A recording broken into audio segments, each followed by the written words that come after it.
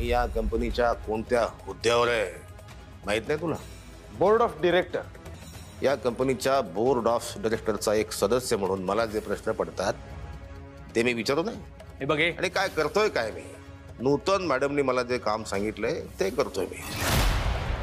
आणि वेदांत, तू एक दिवस ऑफिसला नाही आलास किंवा तू ऑफिसला नाही आलास तरी कंपनीचं कामकाज थांबेल? अजिबात थांबणार नाही. हे सगळं कधीपर्यंत सुरू राहणार आहे? जोवर नूतन मॅडम म्हणत नाही थांब तोवर हे चालणार. तू काय जादू केलीस रे आईवर? साधा माणूस आहे मी, जादूगर नाही. देव माणूस.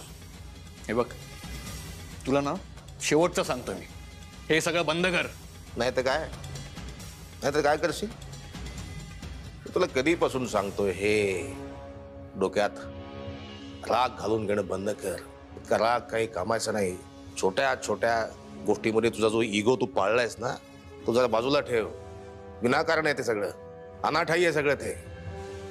त्या दिवशी मी तुझ्या केबिनमध्ये आलो, मला म्हणालास की परवानगी घेऊन आत या. आता तू माझ्या घरात आलास, परवानगी न घेता आलास. मी काय बोललो तुला? तुझं घर, हे घर माझ्या नावावर आहे. आईने तुला इथे फक्त राहायला दिलंय. काय म्हणतात ते? भाडेकरू. भाडेकरू आहेस तू. हो, पण त्या भाडं घेत नाहीत ना. झालं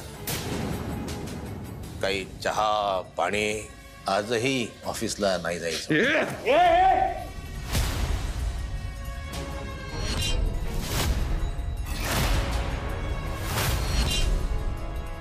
शेवटचं सांगतो, लांब राहा सगळ्यात. लांब राहा. साहेबांची कॉलर धरतो तुझ्या तर. साहेब, त्याने तुमची कॉलर धरले साहेब. धरू दे माझी कॉलर, धरू दे त्यांना. वानखेडे साहेबांचे चिरंजीव आहेत ते मोठे मालक, हे छोटे मालक. मला मारायचं आहे ना.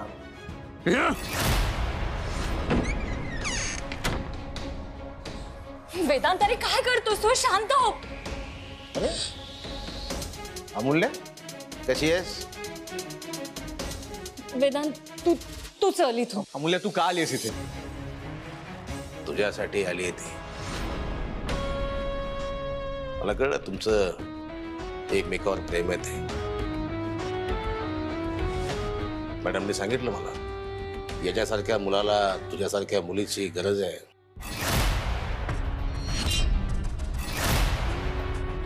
अँगर इश्यू आहे याला. तूच याला एकदम. अरे तुझ्या सल्ल्याची गरज नाहीये मला. याला किती राग आहे याच्या मनात माझ्याबद्दल. राग आणि आग या दोन्ही गोष्टी माणसाला शेवटी भस्मच करतात. तुला सांगितलेलं. वेदांत, हे बघ, शांत हो प्लीज. ऐक माझं. तू तू चल इथून. का राग आहे या माणसाचा माझ्यावर? मी ऑफिसमध्ये येतो, कंपनीचं कामकाज बघतो, पण मी ऑफिसमध्ये का येतो? कारण नूतन मॅडमने मला सांगितलंय म्हणून. मी नसतो तर दुसरा कोणी आलाच असता की, तोही कदाचित असंच वागला असतं. मुद्दा काय? इगो, कमालीचा इगो. बघ, मी एकदा ऑफिसमध्ये गेलो होतो. हे ऑफिसमध्ये नव्हते. मी स्टाफला विचारलं, कुठे आहेत तुमचे वानखेडे साहेब? येतात की नाही ते ऑफिसला? मी म्हणलं, अटेंडन्सचं काही रेकॉर्ड आहे का आपल्याकडे? मला ते रेकॉर्ड ताबडतोब हवंय. हे विचारल्याचा राग आला यांना. या कंपनीच्या बोर्ड ऑफ डिरेक्टरचा एक सदस्य म्हणून एवढाही अधिकार नाहीये का मला? काय चुकतंय माझं मला कळत नाही. या कंपनीसाठी किती काम करतो मी. तसं यांना वाटतं कंपनी मोठी व्हावी, तसं मलाही वाटतं ही कंपनी मोठी व्हावी. 27 करोड रुपये वसूल करून आणलेत मी या कंपनीसाठी. 27 करोड. ज्या भावाला अमूल्याच्या बहिणीशी लग्न करायचं आणि मला मान्य नव्हतं. मी त्यांना सांगितलं तेव्हा कुठं त्या तयार झाल्या. तर ते म्हणतात ना, ज्याचं करावं भलं तो म्हणतो माझंच कर. तसं झालं यांचं. वानखेडे साहेब, इगो बाजूला ठेवा. नाहीतर ए तू वेदांत हे बघ, परत माझ्या ऑफिसमध्ये दिसायचं नाही, कळलं? येणार या ऑफिसमध्ये मी येणार. जोवर नूतन मॅडम मला म्हणत नाहीत नको येऊस, तोपर्यंत मी येतच राहणार या ऑफिसमध्ये. मला सांग अमूल्या, काय चुकीचं बोलतोय मी? वेदांत हे बघ, तू तू प्लीज चल इथून. येऊन जा याला आणि याच्या डोक्यावर बर्फ ठेव. Vedant please please. येऊन जा याला बर्फ ठेव. साहेब, का थांबवलत मला? त्याने कॉलर धरली तुमची. कॉलर धरू दे, त्याला काय करायचं ते करू दे.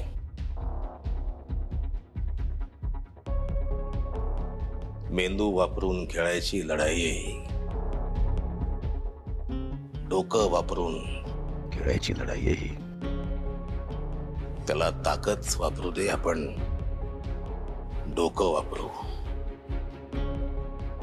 डोकं वापरून केलेला वार खऱ्या वारापेक्षा जोरकस लागतो. मरत नाही माणूस, पण मस्त घायाळ होतो.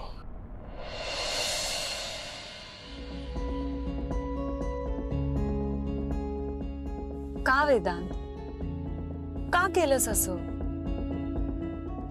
मला कळत नाही, मी तुला कसं समजवू की इतकं चिडत जाऊ नको. चिडणार नाही तर काय करणार मी? अगं हा कोण आहे पुरुषोत्तम? माझ्या ऑफिस मधून मला प्रश्न विचारतो, अटेंडन्स दाखव, हे दाखव, ते. हा कोण लागतो? हे बघ, त्यांचं वागणं चुकीचंच आहे, पण आपलं काय ठरलंय, आपल्याला त्यांच्या मुळाशी जायला हवं. हे बघ, सिंपलशी गोष्ट आहे. तो माणूस खेळतोय तुझ्या बरोबर, मग तू सुद्धा खेळायला हवंस. हे असं ना कॉलर पकडून चिडून काही होणार नाही. तो माणूस 8 वर्ष जेलमध्ये राहून आलेला. मग काय करणार आहे तो? एक दिवशी ना चांगला फोडून काढीन मी त्याला. तू आधी शांत हो आणि थोडा समजून घेण्याचा प्रयत्न कर. मी सुद्धा आधी जेव्हा त्यांना अण्णांचे मित्र म्हणून भेटले होते ना, तेव्हा मला सुद्धा त्यांच्याविषयी फार काही माहिती नव्हतं. पण आता हळूहळू असं वाटतंय की त्यांच्या मुळाशी आपण जायलाच हवं. अमूल्य, तू ऐकलंस ना तो काय बोलला? की त्याने माझ्या आईला सांगितलं म्हणून आई तयार झाली विक्रांत आणि आरतीच्या साखरपुड्यासाठी. म्हणजे एवढे दिवस मी आईला ते सांगत होतो, त्याला काहीच किंमत नाही. आणि मी त्याची कॉलर पकडल्यावर कसं बोलत होतं, राहू दे, काही करू दे, छोटे मालक आहेत ते. आणि अजून काय बोलला की हा बरं झालं अशा माणसाचं लग्न तुझ्यासोबत होतंय.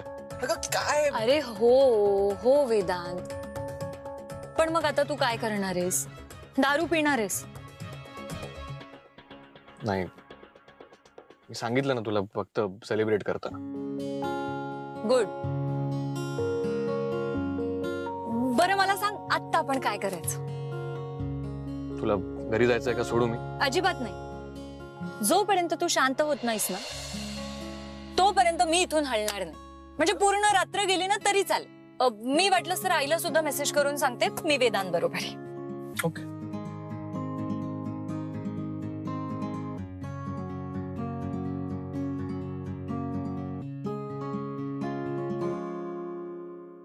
काय काय असं का करतेस? असं का करतेस? अमूल्य, तू शांत बस. अमूल्य, शांत बसा. ए, तुझं हे झालं की आपण बोलू. ए, तुझं हे सगळं झालं की बोलू आपण. अरे अरे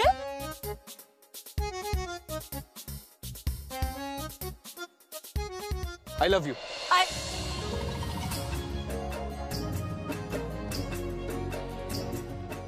हेट यू.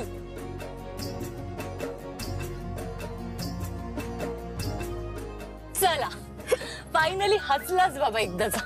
मला मला तुला एक कॉम्प्लिमेंट द्यायचं. काय? मी खूप छान हसते. तू या जगातली एकमेव व्यक्ती आहेस जी माझा मूड खराब जरी असेल ना तरी माझ्या चेहऱ्यावर स्माइल आणू शकते.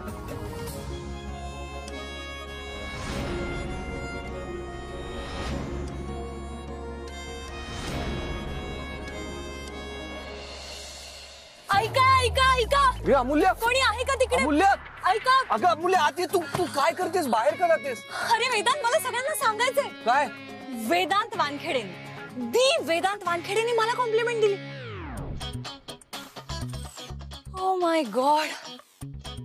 देवा आज मी धन्य झाले. अरे आजपर्यंत नुसता वाचा ओरडलायस माझ्यावर. आज पहिल्यांदा कॉम्प्लिमेंट दिलीस तू मला. आणि बघ ना, माझ्या आजूबाजूला कोणीच नाही. कोणीतरी हवं होतं. अमूल्य,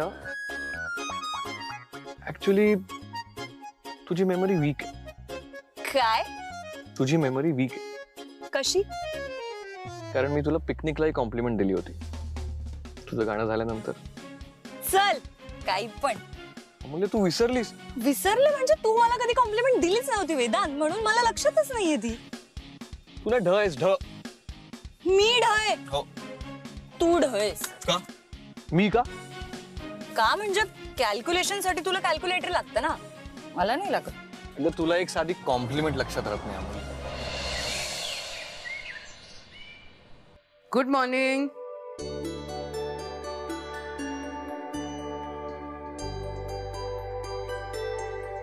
काय ग, चेहरा का असा आहे तुझा? नूतन, माणसानी कसं ना हसतमुख असायला पाहिजे, म्हणजे दिवस उत्तम जातो. दिवस जसा जायचा आहे ना तसं जाईल. मी त्या सगळ्या गोष्टींचा विचार करणंच बंद केलंय. बरं ऐक, आता तुझा विरोध नाहीये ना? मग मी साखरपुडा करायचं ठरवलंय. अनायसा श्रावणाचा महिना आहे, मुहूर्त सुद्धा उत्तम मिळेल. साखरपुडा करा, लग्न करा, त्या मुलींना सुना म्हणून घरात आणा. काय करायचं ते करा, मला नका विचारू. विचारत नाहीच आहे, सांगतेय. नूतन, अगं एकदा लग्न तर होऊ दे. थोडे दिवसांनी ना लोकच तुला सांगतील की तुझ्या सुना किती आदर्श आहेत ते. आणि कसं आहे ना, माणसांची पारख तुझ्यापेक्षा मला जास्ती आहे. असेल ना, असेल. मला आता याच्यावर वाद घालायचा नाहीये. मी जरा जाऊन येते. मी ठरवते साखरपुडा. मी सांगितलं ना, तुम्हाला काय करायचं ते करा. ठीक आहे. तू कुठे निघाली आहेस आत्ता? हाच प्रश्न कधी विक्रांतला विचारलास, वेदांतला विचारलास? नाही ना, मग मला सुद्धा विचारायचं नाही. पुरुषोत्तमकडे चालले, काम आहे माझं.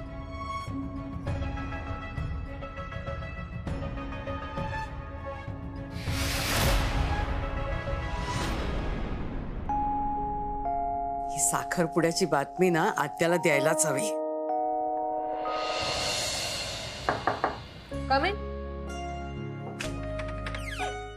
वहिनी बोलावलंस? हो बस ना. अमूल्या, आपली ट्रिक कामी आली. म्हणजे? अगं आजीचा फोन आला होता मला, विक्रांत आणि आरतीचा साखरपुडा करायचा आहे म्हणाली. वहिनी, अगं काय सांगतेस? ही तर खरंच खूप आनंदाची बातमी आहे.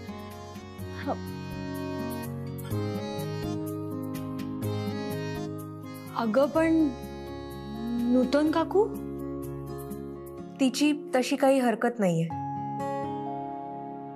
आज आजीने मला आणि सार्थकला डिनरला बोलावलंय. साखरपुड्याबद्दल पण बोलायचंय ना? अरे वा. हो ना, मला इतकं बरं वाटतंय. फायनली विक्रांतच्या मनासारखं होतंय. अमूल्या, तू आणि दादानी हे जे काही नाटक सुरू केलंय त्यामुळे हे सगळं शक्य झालंय. Thank you so much. आता एकदा का विक्रांत आणि आरतीचा साखरपुडा झाला ना की मग आपण त्यांच्या लग्नाच्या पण असंच मागे लागूयात. अमूल्या, काय ग, काय झालं? एक प्रॉब्लेम आहे. काय? वहिनी, अगं साखरपुडा आहे म्हटल्यावर आजी आमच्या घरी येणार, आई आणि अण्णांना भेटणार. हो, मग? वहिनी, मी अजून घरी सांगितलं नाहीये. जर ह्या सगळ्यामध्ये चुकून आजी माझ्या आणि वेदांतबद्दल बोलून गेल्या तर? तसं झालं तर खरंच थोडा प्रॉब्लेम होईल. काय करू मी आता? तुझ्या बॉयफ्रेंडला विचार ना. आय मीन खोट्या बॉयफ्रेंडला. त्याच्याकडे नक्की काहीतरी सोल्युशन असेल बघ तू.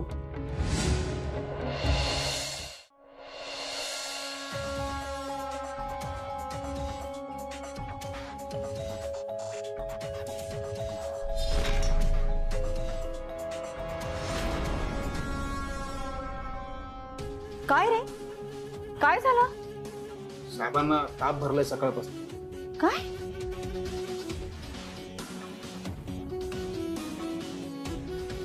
अरे बराच ताप आहे की रे.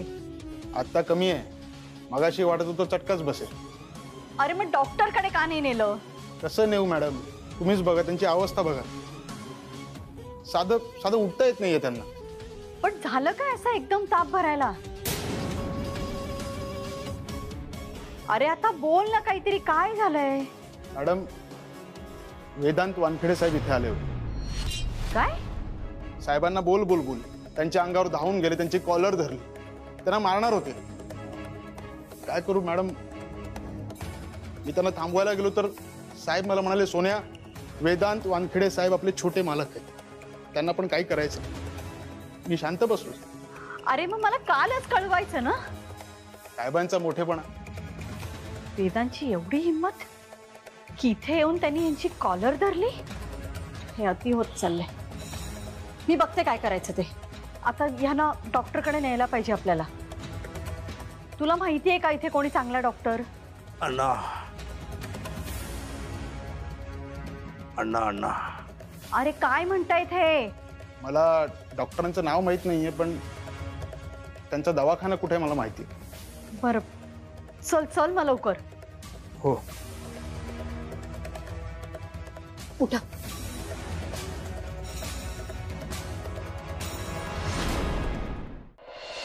या या या पुरुषोत्तम. मला नाहीये. होय, इथे कशाला आलोय आपण? चांगल्या हॉस्पिटलला नेलं असतं ना मी तुम्हाला. हे चांगलेच डॉक्टर आहेत, त्यांच्या एका डोसनी बरं वाटेल मला. नाही नाही, एक मिनिट एक मिनिट. नाही, त्यांना तुला दुसरीकडे कुठे घेऊन जायचं असेल तर जाऊ शकता तुम्ही. मीना. नाही नाही नाही, तू तपास. बरं ठीक आहे, तू आधीचा पेशंट त्याचं ड्रेसिंगचं बघ काय करायचं. हो. बोला, काय झालंय? त्याने काल रात्रीपासून ताप आलाय जरा. आता टेन्शनच आलंय जरा. कसलं टेन्शन? काही नाही, एकाशी थोडी वादावादी झाली, थोडी हमरी तुमरी झाली, त्याच्यामुळे थोडं टेन्शन आहे. बरं ठीक आहे, या तपासतो. चालेल ना मी याला तपासलं तर? आहे ना परवानगी तुमची? चल. या.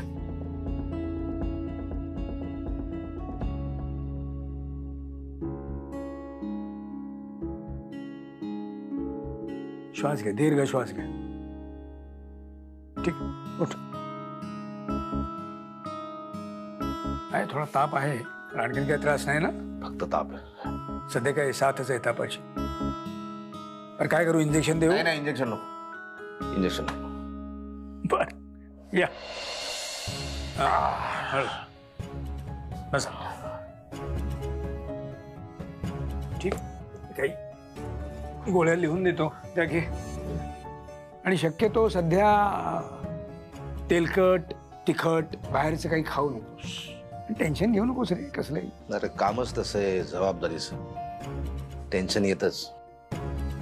ठीक आहे, देतो या गोळ्या, या घे. या. किती पैसे द्यायचे? किती पैसे द्यायचे? हे असं विचाराल तुम्ही? काही कुठल्या दुकानात एखादी वस्तू खरेदी करायला वगैरे आलात का? किती फी द्यायची तुमची? हा, आता कसं विचारलं? त्याच्याकडनं मी काही फी वगैरे घेणार नाही. मित्र आहे तो माझा, माहिती आहे त्याला. का रे? माझा चांगला मित्र आहे. हा दवाखाना तुमचा आहे हे माहिती असतं ना, इथे आलेच नसते मी. नाही, पण तुम्ही पेशंट म्हणून माझ्याकडे आला असत तर मी तपासलं असतं तुम्हाला आणि उपचार केले असते तुमच्यावर. आमच्याने डॉक्टरी पेशाचं एक तत्व आहे, आमच्याकडे आलेला पेशंट आमचा शत्रू जरी असला ना तरी आम्ही त्याच्यावरती उपचार करतो. चांगलंय. नाही, पुरुषोत्तम तुमच्याकडे आले म्हणजे तुम्ही चांगले डॉक्टर आहात.